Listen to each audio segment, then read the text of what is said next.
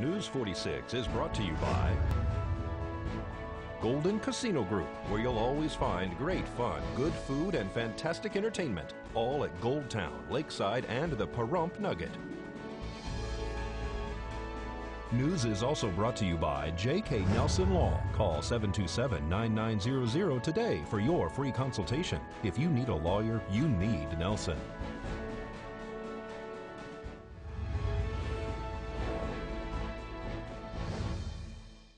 Tonight on News 46, more details are released regarding a fatal fire, and police recruits undergo some painful training exercises. News 46 starts now. You're watching KPVM News 46 with Deanna O'Donnell.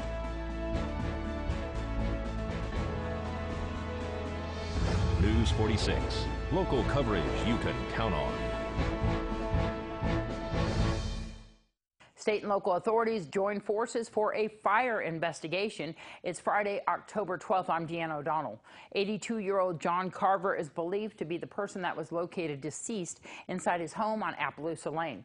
Carver was a regular viewer and friend to KPVM. News 46 caught up with Fire Chief Scott Lewis to find out more regarding the fatal structure fire. Late Wednesday night, we were dispatched for a report of a structure fire on North Appaloosa. The early reports is that there was heavy fire showing and it was an unknown status of the occupants. So as crews were responding, we were already forming a game plan for a rescue attempt. However, as Engine 1 arrived on location, they found a single-wide manufactured dwelling with exposures. They also found venting propane at the rear of the structure. The conditions were such that they were unable to enter the structure itself in order to complete a rescue, any potential rescue attempt, and it was unknown status of the occupant. We commenced what was called a defensive exterior attack with a blitz blitz strategy, which means lots of water in a short period of time. So we stretched off a portable monitor, hand lines, commenced suppression, cooled the venting propane tanks. When the fire was placed under control within approximately 20 minutes after arrival, we then were still under the guise that there might be someone in there. However, neighbors had informed us through the sheriff's office that they hadn't seen the occupant for 2 weeks to a month. So they were unsure whether he was in the hospital, maybe he was away. So the early indicators were that it was going to be an unoccupied structure. However, we didn't change our thought processes. We then had crews remove the collapsed tin roof. As they peeled it off, we were going down through the remainder of the structure, at which point we found a deceased victim near the doorway to the structure. All right. And so just one occupant deceased? Yes, just one occupant. And then were there any animals that you were able to find on location? No, there was an absence of any animals or anything else other than the deceased victim. And so at that point, we then preserved it as a crime scene. We notified the State Fire Marshal's office, requested a detective from the Sheriff's Office. We did have a deputy on scene with us throughout the event. Requested a detective, the one was one assigned. We held the property until the Deputy State Fire Marshal could arrive on location and completed the origin and cause investigation. And do you guys have the identity of this person at this point? We do. I'm not sure it's been released yet in absence. We're trying to determine whether or not there was still family out there. All right. Any other things you want to add? No, the fire is under investigation, and we should have a good idea as to what happened soon. Yeah, during the early course of the suppression, a firefighter sustained a fall. And as a precautionary measure, we transported that firefighter to a local hospital. He's doing well. There was a neighbor that called for some respiratory issues? Yeah, in addition to the firefighter fall, we also had a neighbor directly next door who is then complaining of respiratory from the smoke. So that patient was assessed.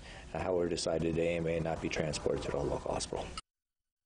Well, it was a tough day yesterday at the Nye County Sheriff's Office for their 7 recruits in their current class. Under Sheriff Michael Eisenloffel spoke to our camera about what these future officers are enduring. Taser, taser, taser. Ah! Ah! Ah! There you go. Ah! Our academy recruits today had a very eventful day. They were exposed to pepper spray and the taser, and that is all part of their training. 2 different types of tasers, right? Yes, they received a taser exposure and what's called a drive stun. It's obviously not very pleasant, but very necessary in order for them to progress in that training. You're under arrest. You're under arrest. Stop resisting. Give me your hands. Give me your Stop hands. resisting. Give me your hands. No, Give me your hands. stop resisting. Give me your hands. Give me your hands. All right. They are all going to be certified in both Category 1 and 3. Category 1 is the certification needed for patrol. Category 3 is a level of certification that's needed for detention work. These officers, just like the academy prior to this one, are going to be certified in both.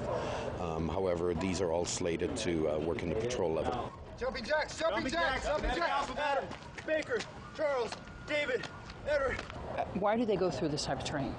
Well, it is necessary so that the recruits, once they, or hopefully when they graduate, and they're equipped with those tools, so that they will know what an exposure to those tools feels like if and when they're forced to use that type of force on either a person or an animal. So they get sprayed and then they have to fight through the whole entire thing, read license plates, do jumping jacks?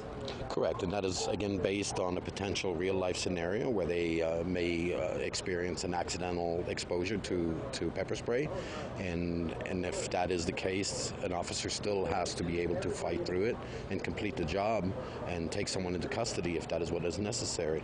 So what week are we on with these recruits? They are currently in week 9, and the end of the academy is expected to be at week 21. And how many recruits did you start with? This academy started with 14 recruits. We currently have 9 of them left. Tell me why academy recruits would drop off. Well, obviously they have to meet several criteria. Those criteria based by Nevada Post, the Peace Officer Standards and Training. And along the way and through as they progress through the academy, if they don't meet those requirements, they are unfortunately eliminated from the program, so that we can keep our quality of our officers up and produce a great product. Disperse now. No! Not gonna do it!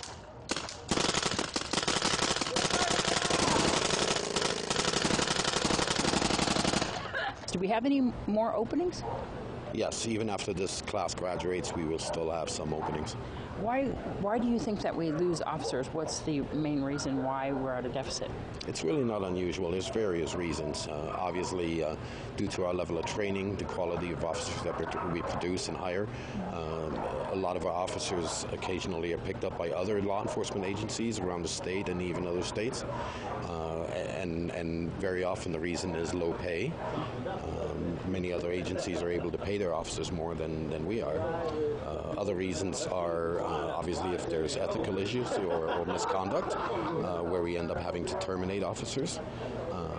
And occasionally officers, just for various reasons, are not able to rise up to the level of work that we have here in Nye County, and decide to just leave and find other employment. People want to find out how to become a Nye County Sheriff's Office officer. They can, of course, contact the Sheriff's Office. Do you know when the next academy is going to be held? No, we don't have a starting date for that yet, but we will continue this progress and hire qualified individuals. I'm still cringing and feeling sorry for those recruits there. Well, we'll have your Business First brief right after this break.